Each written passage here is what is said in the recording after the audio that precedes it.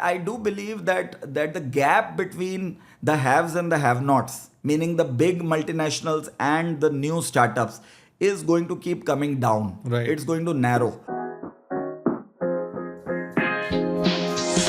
Salam alaikum, hello, and welcome to a brand new episode of Retail Remix Stories powered by Find. This is your place to get up close and personal with inspiring business leaders who are not just building great businesses, but through their massively transformative purpose, are changing and shaping commerce for tomorrow. Our guest today is someone who comes from the very exciting space of fast-moving consumer goods. He spent a lifetime building great businesses in the region, and I'm extremely happy and delighted to welcome a person who moved very quickly from being a stranger to being a friend, philosopher, and guide. Please welcome Mr. Annu Gupta, CEO of Britannia Industries Global Business. Welcome to the show, Anu, sir. Thank you, Dharmendra. I'm really happy to be on the podcast. Thank you for having me. It's such a pleasure, sir, to meet you again. And you've always been kind with your time. And thank you very much for doing this. I know that you have back-to-back trips planned and you've taken the short time out. So thank you for that.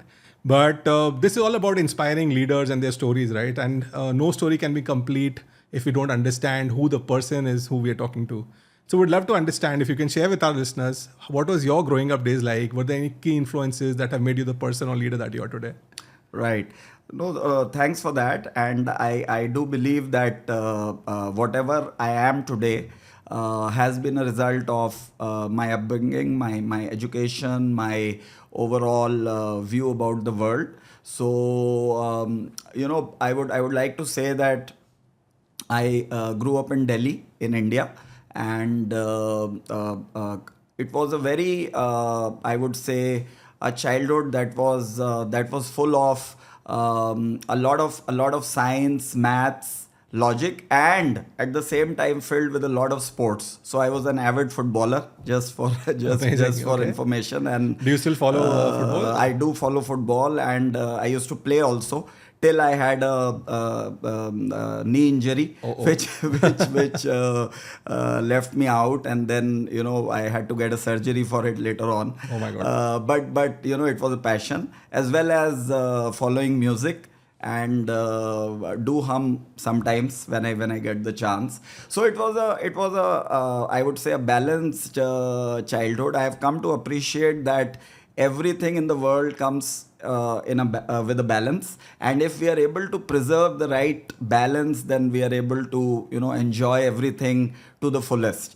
And for me, in terms of my studies at that time, science and maths was something I was very passionate about. So I went and I did my engineering from one of the prestigious institutes of India, Delhi College of Engineering. I am an industrial engineer by profession, and then I had a stint with one of the large FMCG companies for internship, and then I kind of moved into a different career, a career of business, when I did my MBA, postgraduate management, from IIM Lucknow.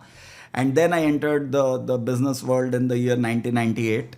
So not very long back, just about 27 years ago.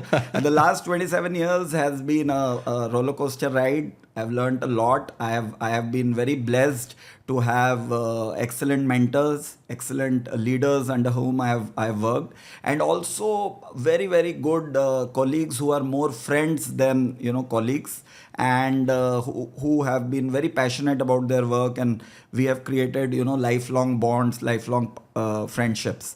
Worked with many multinationals and large Indian corporates in India. Worked with Colgate, worked with Asian Paints, worked with Dabur. And then for the last 20 years, I moved out of India. I had a long stint in Africa, where I was based in Ghana and Nigeria for about 6 years, managing large food businesses. And then for the last 13 years, been here with Britannia. And currently I'm managing the international business for Britannia, as you introduced me. And the mandate is basically to expand Britannia's footprint globally. So as you know that Britannia is a very large Indian bakery company. In fact, we're the largest in India. And we have existed for a long time. We started in 1892 That Wow, was okay. that was a long time ago. So the mandate is to grow Britannia globally, and we started with a footprint in the Middle East in 2007 actually, by a couple of acquisitions, and then we have slowly expanded. Now we also have manufacturing presence in Africa.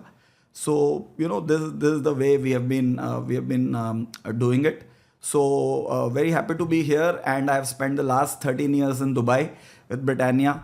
Also seen the way Dubai has massively expanded and grown. And let me tell you that it's a blessing to be here. It's a great place to be. Amazing. I think we both are aligned on that, right? So in fact, my own purpose in life now is to be in Dubai and help businesses expand here. But I think I'll just go back to your childhood a bit more, right? Were there any key influences? And do you remember a teacher or a mentor who's said something to you that's kind of been a leadership nugget that you're using even today? Absolutely. I think my biggest mentor was my dad.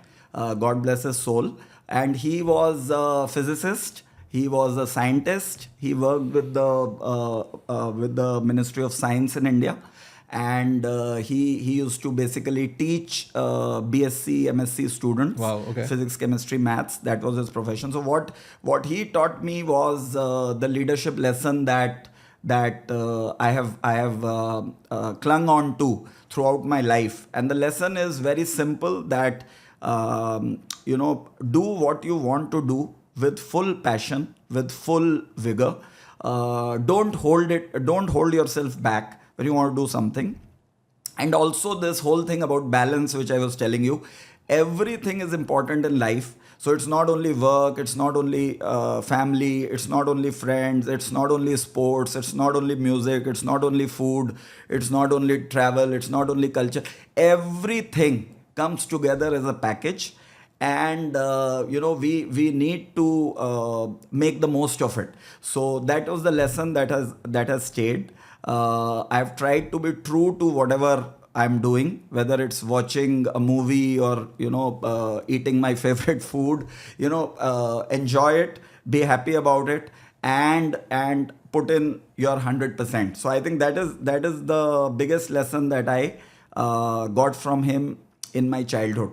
And the other big lesson that he gave me, which I am very grateful to him for, is the absolute need for physical activity and physical fitness. It's not only important to have a good career or a good family or a good this thing, but health is always priority. So we need to spend time. He always used to say that out of the 24 hours in a day, why can't you devote even 1 hour to your body? To your body, which right. which this body is serving you for the entirety of your life. Why can't you devote some time to your body? Right. So I think that was ingrained at a very young age. So the interest in sports, the interest in physical activity, I was therefore I was very keenly, avidly, watching football, following football. My childhood heroes were Pele, Maradona, Platini, all these, Right. football greats. I was also, as I said, scientifically oriented. Albert Einstein was somebody I used to read a lot about. Right. I still do. I still follow him. So it was a mix of everything, I would say. Right. Yeah. Amazing. And Yeah. we see that now, right? So now I can join the dots and know why Anu is the way he is, right? But I think coming to Dubai, right? We were talking about it, and I think we went back a bit. But how has your experience in Dubai been, right? So from setting up business, and you lead a very complex web of industrial, complexity of the business, right? So how Right. do you deal with it, and how easy or how difficult is it to be here as a business? Yeah. So as I said, we acquired these companies in the Middle East in the year 2007. And our factory is in Al Quoz industrial area. It was one of the earliest industrial units that was set up in Dubai. It used to make biscuits and wafers, and it started in 1994. Oh, right. Strategic Food is the name of the local entity that we operate with here. So I joined the company in 2012, and the business was still at its inception stages, because the acquisition was completed in 2008, and then slowly we had started developing the business. So I had the good fortune of joining at the beginning. Right. So and also Dubai was massively expanding and growing. Right. So what I can say, after having worked across the world and having looked at regulation, government control, processes, procedures all over the world, what I can say is that Dubai government has been extremely progressive in their thinking. They've always been having a problem solving approach, if I may, which means that they're very closely monitoring their processes and the way things are happening, and they are very quick to take action. Even before the user of the service realizes, the service gets upgraded. So I have seen the entire digital transformation happening with the Dubai government, and more and more we have gone paperless. More and more we have gone away from bureaucratic processes. Absolutely. Almost everything that we do today which is related to the government is done online, and all the renewals are done online, all the applications are approved online.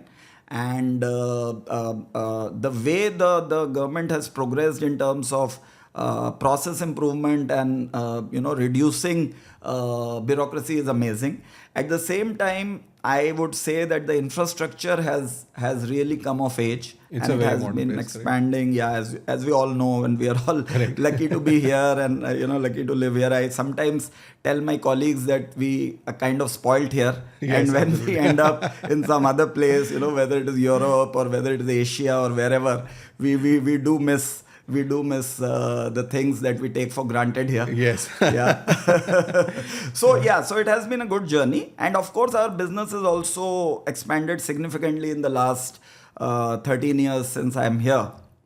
We have expanded to newer markets. In the beginning, our main focus used to be UAE, Saudi, few markets. And now we have been able to expand our footprint into Africa. We have been able to expand our footprint to Egypt. So we are now slowly starting to play more in the Middle East and Africa region Right. than what we were, a decade ago. Right. Yeah.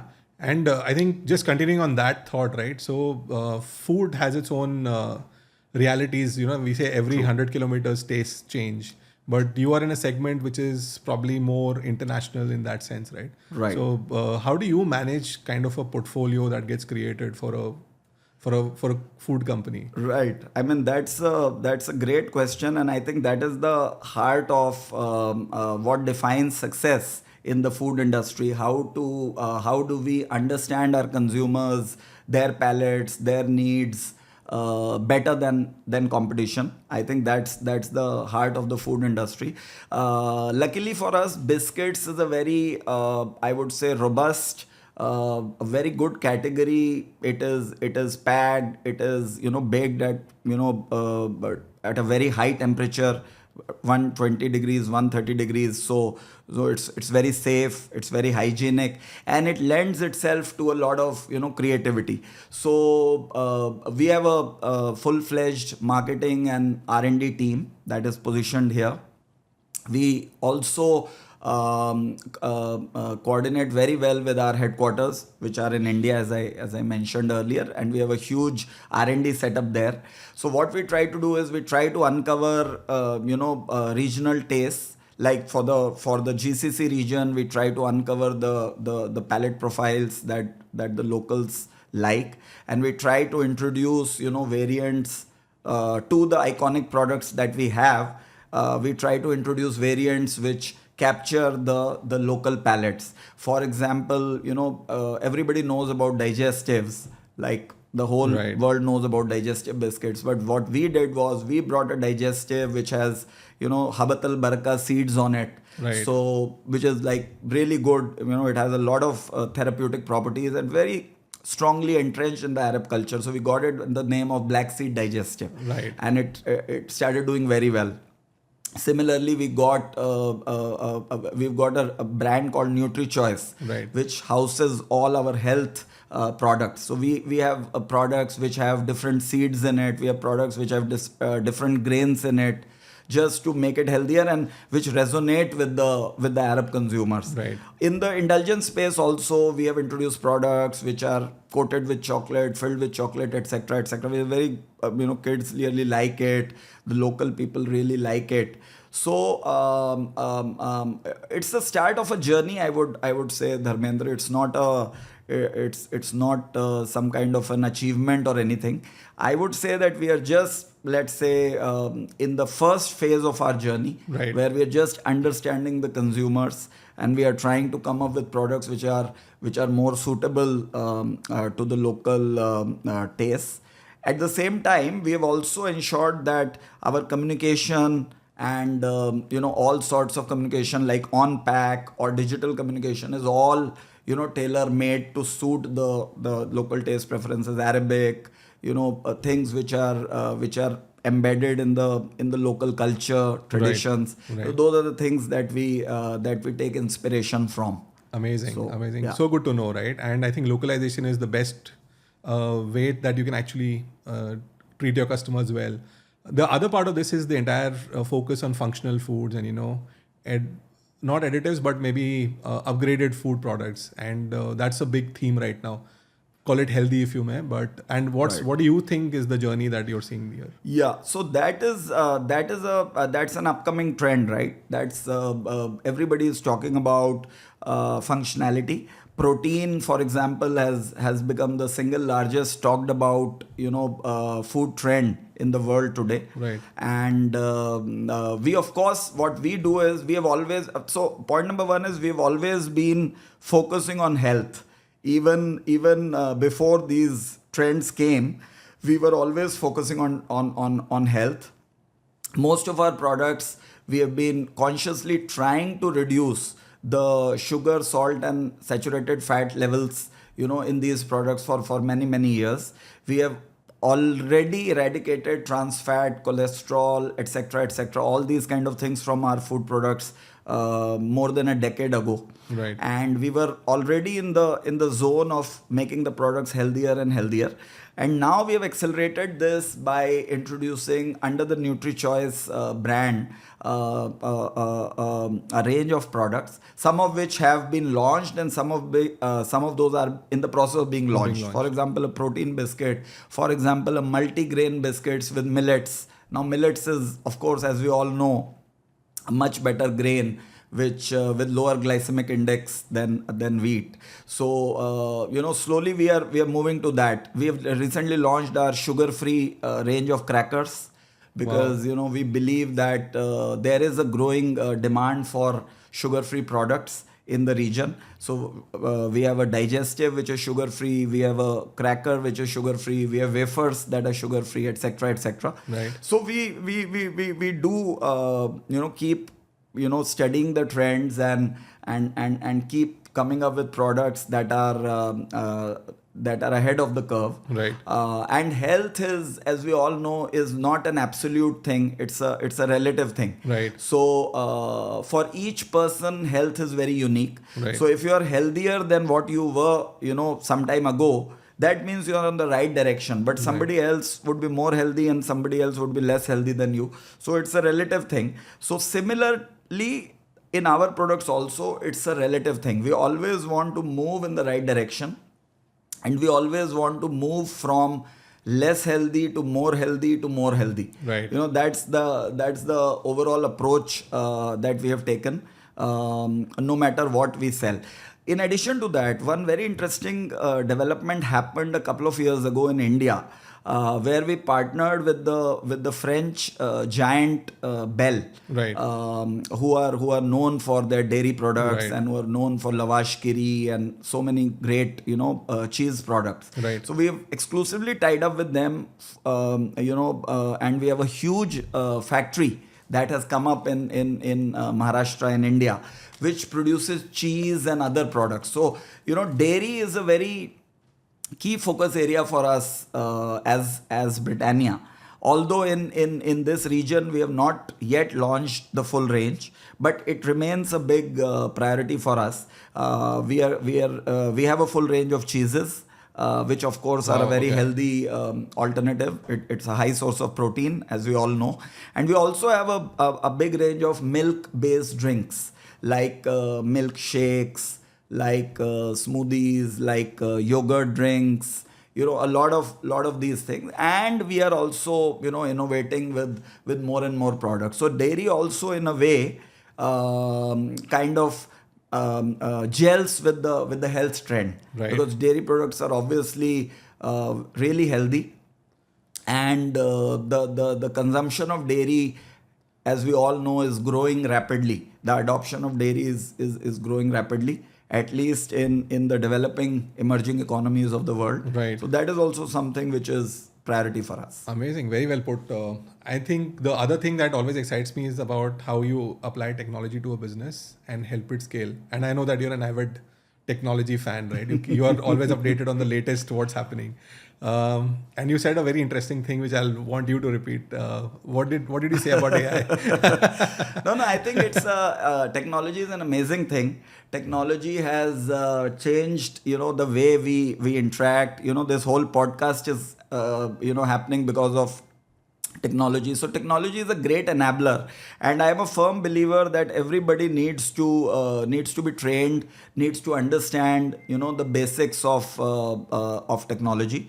Artificial intelligence, as we were just chatting a bit earlier, is one of the buzzwords today. And of course, artificial intelligence is here to stay. It's making life simpler, better, faster, easier for people, for corporates, for everybody. But I do believe that it's become almost like a fad. These days everybody is trying to say that how we have added AI into our processes and systems and communication, etc., etc.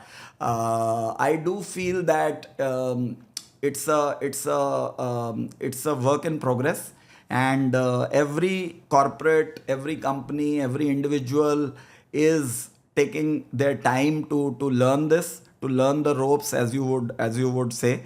And the benefits of this would be seen over the next maybe years, or decades, or even more than that.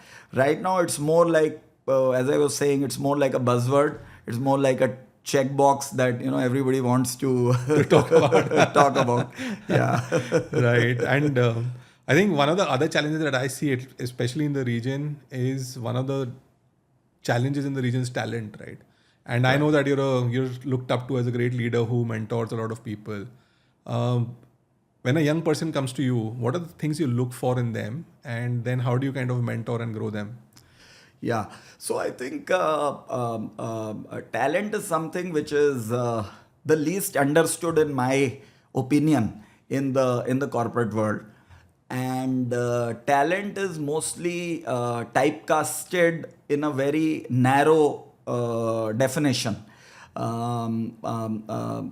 And also, I believe that organizations find it very difficult to create the right environment and the right place for the employees or for the people to actually show off their talent. And a lot of time this talent is just what I call a hidden talent, or something which has a potential but it never gets to see the light of day. Right. So at least in our team, what we try to do is that we try to give 100% autonomy and independence to individuals. Right. Because there is a I would say almost like a clear view that I have, that everybody wants to do better for themselves, for their family. Everybody means well, and everybody wants to improve with time. So if we take these things out of the equation, then it all boils down to giving the right environment and giving the right tools for somebody to be able to perform better. and micromanagement and policing behind the back, etc., which are very common in the industry, is something which I do not subscribe to. Right. So as far as your question about young people, so for young people, the sky is the limit, as we know, and they have a long way to go, and they are obviously the future of not only our company but nation, for the world. Right. So I just try to gauge and also mentor the same thing. I just try to gauge how open they are, because the first thing that helps us in the world today is our openness to change, because it's been a cliche with going on forever, change is the only constant, etc., Right. etc., we keep hearing, and we are seeing that actually happening.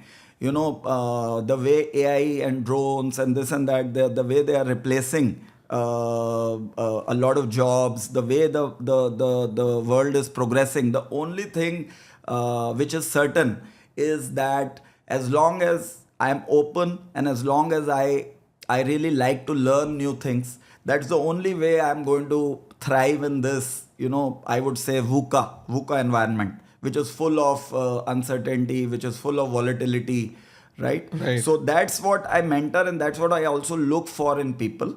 And of course, there is a certain ethic that is very important. Right. The ethic is not about following traditions or following the age old way of doing things. The ethic is really about being true to yourself, being true to the job. Now, suppose you have signed up for a job and that job requires a particular way of working, then are you able to follow that, because you have Right. signed up for it willfully. So the ethic that we want to see is the ethic of being honest, is the ethic of being sincere and true to oneself. And the last point which I try to emphasize in all my interactions with the team and with outside world also, is that do not become yes men. Do not be afraid to put your point of view across, because most of the time in corporates, the voices are all muddled up and very few voices are allowed to be heard. Right. And they are not necessarily the best ideas or the best things for the organization.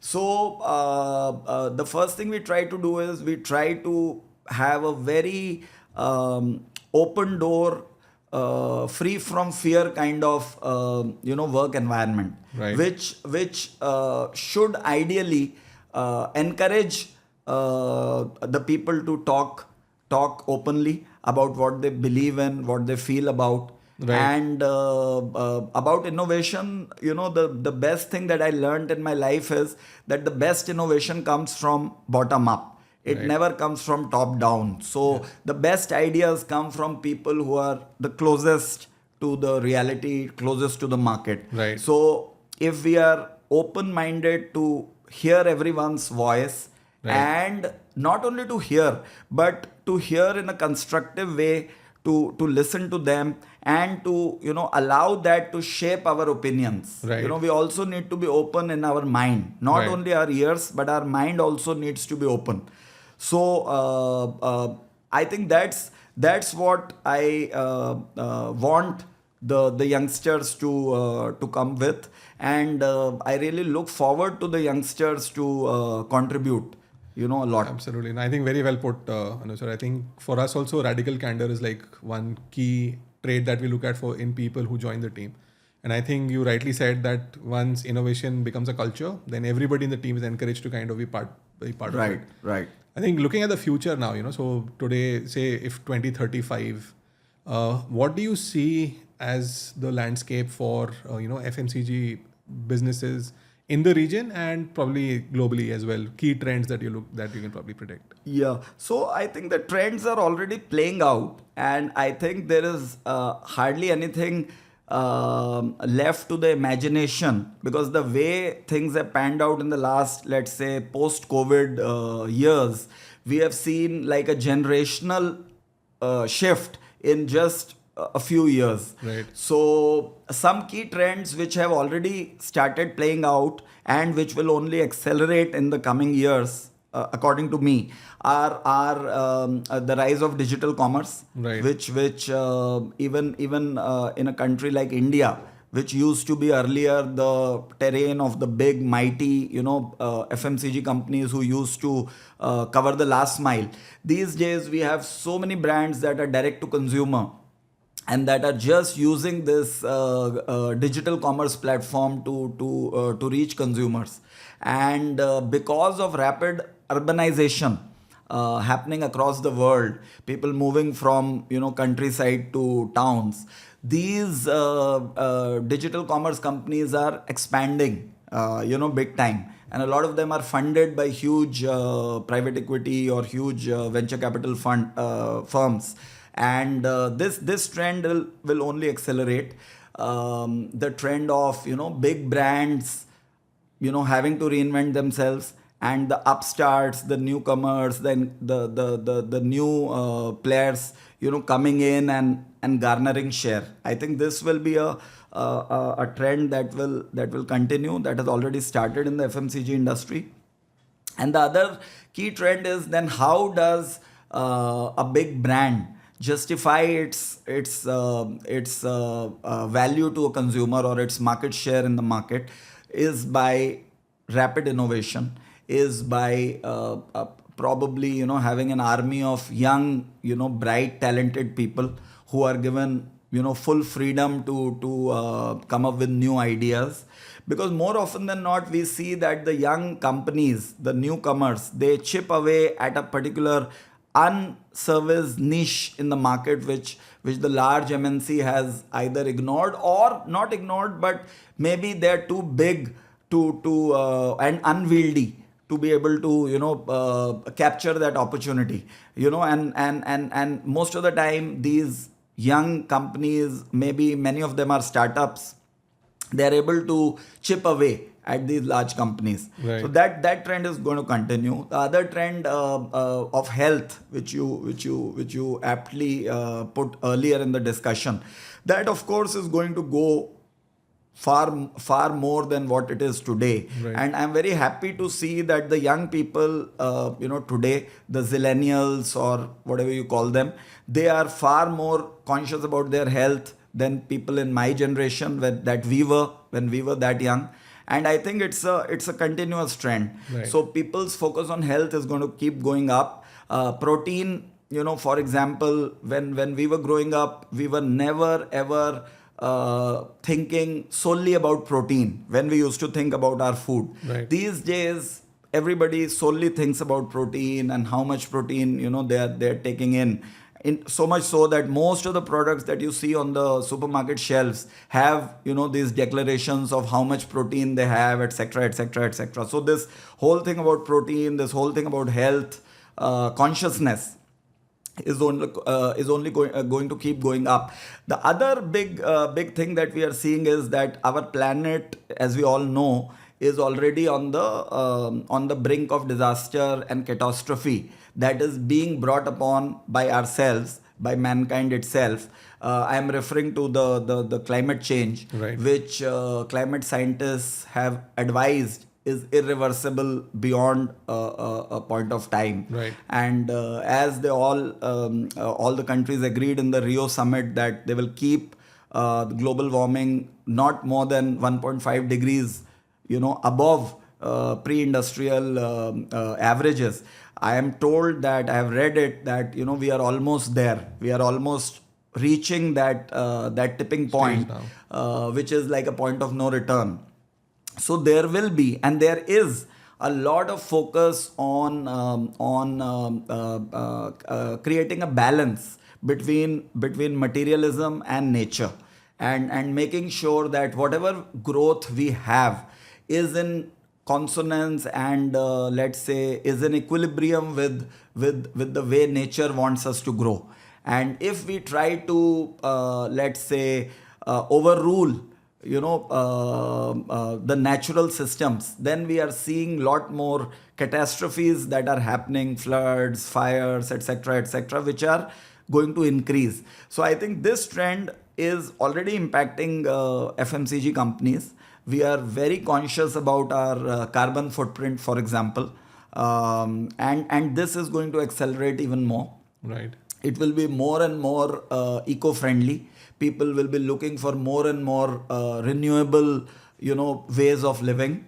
So I think this is a constant trend that is already in play and is going to increase more and more. And then of course the big point about technology that you made, the use of technology by FMCG companies. I would say that we are at the stage one of that journey. Right. We have just started adopting technology to some extent in some functions, in some isolated, cases. But this is going to, basically become the bedrock of all our processes and systems, going forward. Right. And most of our decisions will be taken by humans like me, but they will largely be guided by AI, ML, and all sorts of new technologies that come in. Right. It will all be data. So data is going to rule even more. Right. FMCG has always been about data, and the person having the right data is always winning. Now that is going to go up, and I do believe that the gap between the haves and the have-nots, meaning the big multinationals and the new startups, is going to keep coming down. Right. It's going to narrow because of this access to technology for everybody, because of access to the market for everybody through digital commerce and other platforms. Right. So those barriers are going to go down. Right. So it becomes like more and more, let's say, challenging to get growths for the large companies. It would require more and more innovations. It requires more and more out-of-box thinking. And I think it's a good thing because it will push us to get some really great, new innovations, new discoveries that will help everyone. Right. Yeah. I think we're towards the end of the conversation, and this is our leadership nuggets segment probably.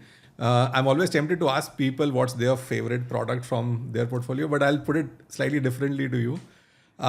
If you were to meet somebody who didn't know about Britannia, what's one product you'll pitch to them? Well, this is the most difficult question because frankly, I'm fond of all the products that we make.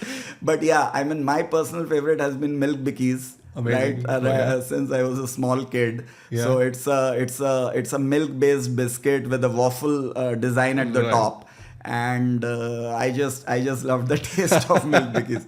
So recently, just to let the viewers know, also we have launched a minis version of our milk bikis, Oh, really? which comes in doy bags. Right. And they're really miniature, cute milk bikis. So if you haven't tried that, please go and get some. They're available all across the UAE. Amazing. Yeah. And I think outside of product, any new ad campaign that has really inspired you that you've seen, that you've come across, that you think? I'm sure that there are lots, and there are lots of really inspiring commercials. I wouldn't be able to name exactly one commercial, but there have been so many commercials from Coca-Cola to juice companies to and the commercials these days are really very smart. They talk about the right things. They talk about ecological balance. They talk about familial ties. So I think the advertising industry has also really, I would say, really come up over the years, and these commercials are really very, very inspiring. Right. Yeah. I think before we let you go, Annu sir, where can people follow you on social media? I know you're not there on too many platforms, but Yeah. So I'm not very active on many platforms, but LinkedIn is something which I'm always actively following. So with my name Annu Gupta, you can search me on LinkedIn and follow me there. Amazing. Thank you very much, Annu sir, for your time. It's been an absolute masterclass of leadership. It's invaluable for our listeners. Thank you very much. With that, we come to the end of this exciting conversation. For all your technology needs, don't forget to follow us on www.find.com. That's FYND. It's a find with a Y. Follow us to know why it is with a Y. Also, don't forget to follow us on the Retail Remix page on LinkedIn. Thank you for joining us today. See you soon with a brand new episode. Thank you, Dharmendra. Thank you for having me. Thank you, It was sir. a Thank you very pleasure. much for joining. It was Thank a you so pleasure. much.